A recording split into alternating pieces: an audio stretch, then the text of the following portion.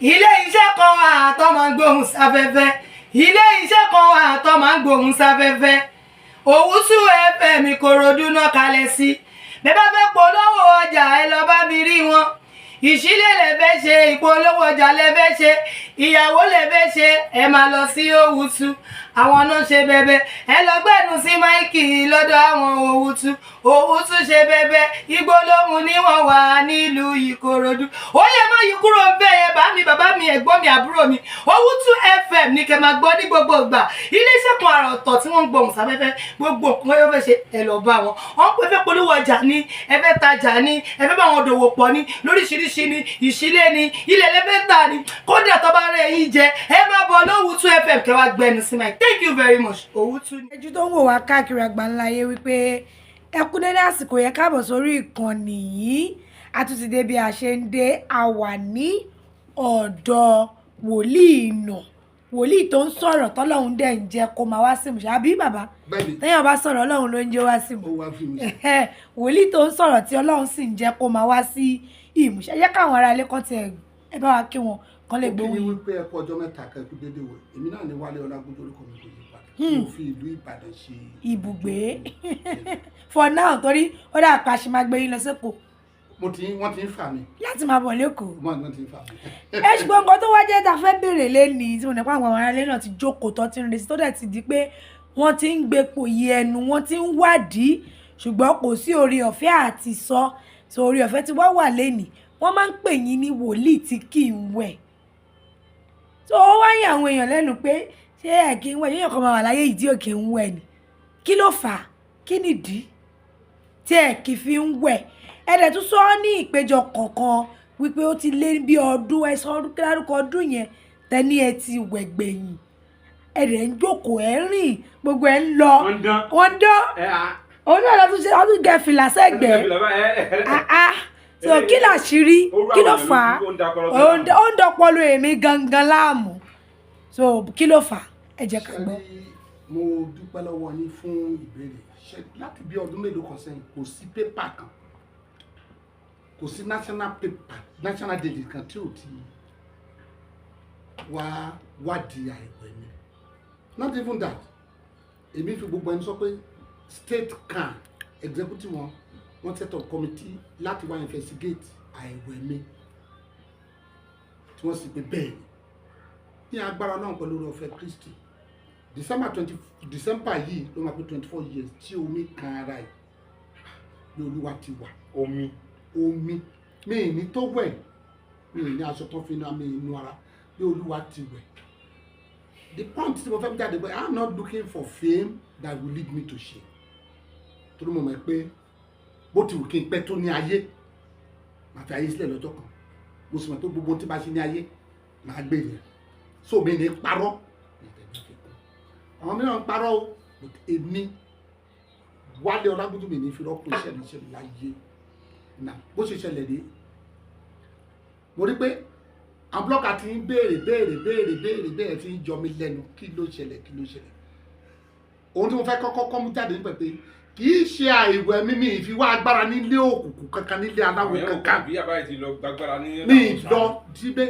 ìfá nínú mi gan mi kì í lọ mi kì í travel yàtọ̀ sí pé tí bá kàn ní program tí wọ́n fẹ́ interview kí wá sèkó beside mi kì í jáde mi dẹ̀ kì í rìnrìn alẹ́ now nígbà tó di 1997 ní kíní ìbẹ̀rẹ̀ àwọn káàkiri pẹ̀lú àwọn ọ̀rẹ́ mi kan wọ́n sì wà àwọn wá àwọn bàbá wa nínú Olúwa nǹkan kan gbà yẹ a ní ìpòǹgbẹ ọkàn fún iṣẹ́ Olúwa pé fẹ́ ṣiṣẹ́ Olúwa revolution for Christ iná ìsọjí ń jò ń gbà yẹ àwọn náà ń gbàdúrà àwọn náà jẹ́ à ń súnmọ́ àwọn bàbá nínú Olúwa wọn àwọn bàbá yẹn ni mo pè ní ọkọtí cabas àwọn olókùn Nàìjíríà nítorí pé mo súnmọ́ gbogbo àwọn bàbá tẹ̀lé tó wà lókè ẹ̀ dáadáa wọ́n dẹ̀ mọ̀ mi látàbẹ̀ sí súnmọ́ wọn àbẹ̀sí rí àwọn nǹkan kan tí ò yẹ ó ṣe gbà iná bẹ̀ sí gbé yọ̀ǹgì show wá tí ẹ̀nà bẹ̀ sí ṣe church growth àbẹ̀sí pé message wọn ń change gbogbo nǹkan ń change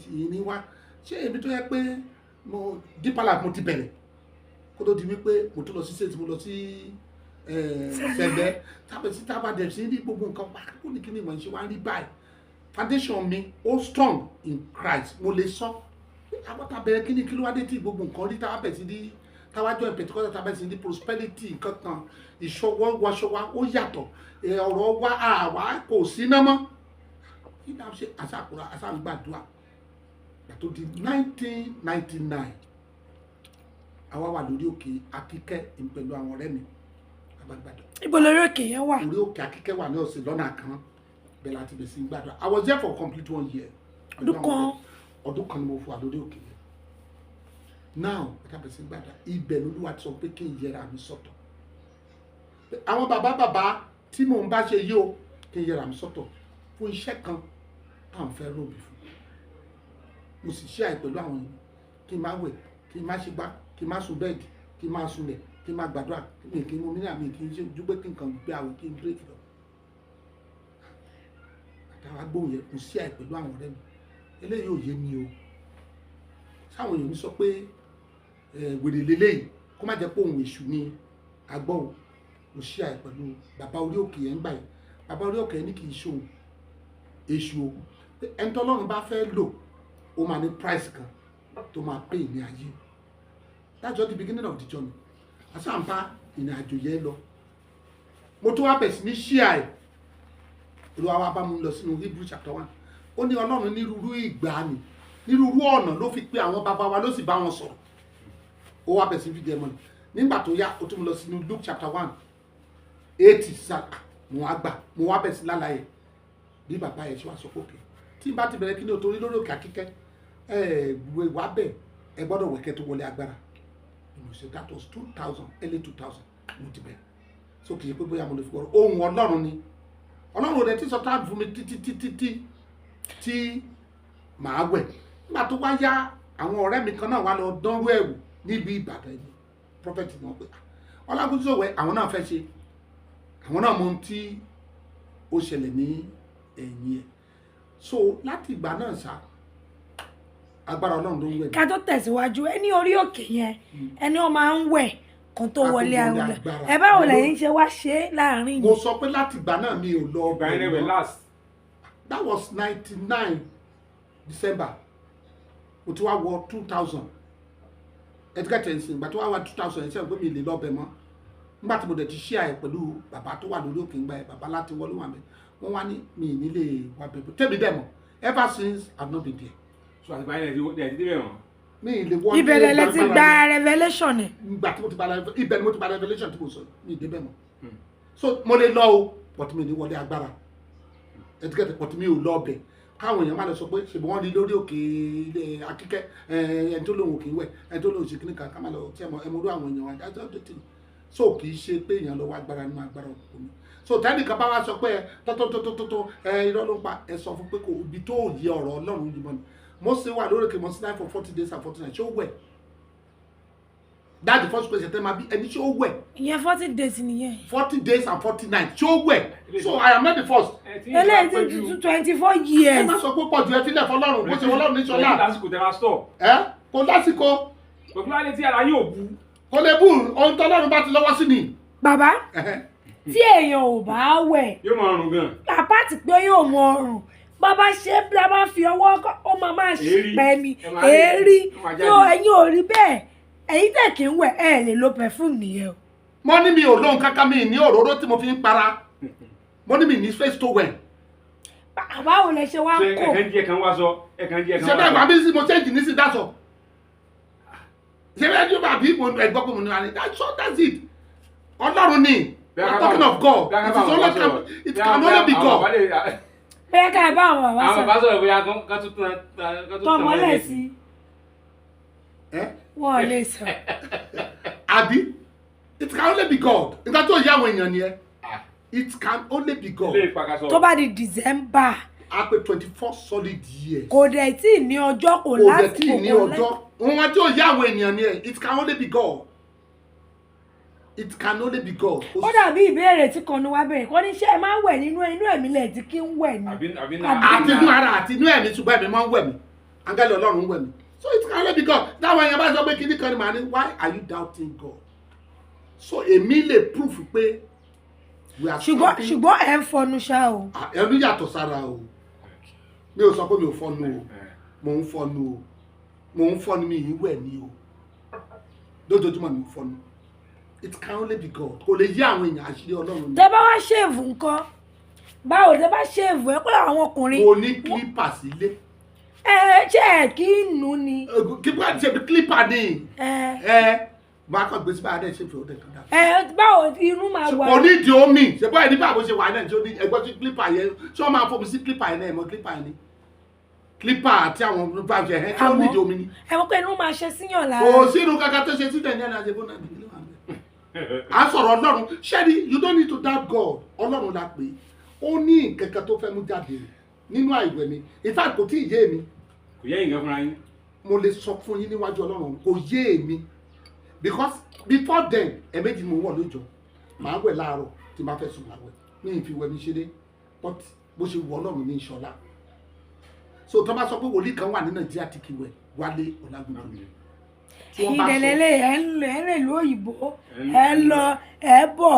mi ò lọ lóyìnbó mọ́ lágbà tí mi ti wẹ̀ o. okay for past 20. mi ò lọ mọ́ o mi ò lọ o. wẹ̀ tí ń lọ tẹ́lẹ̀. tẹ́lẹ̀ that was 80s o ìgbà tó bá tó wá tí ní kí n máa wẹ̀ mi ò lè lọ. kí ni I don't travel out.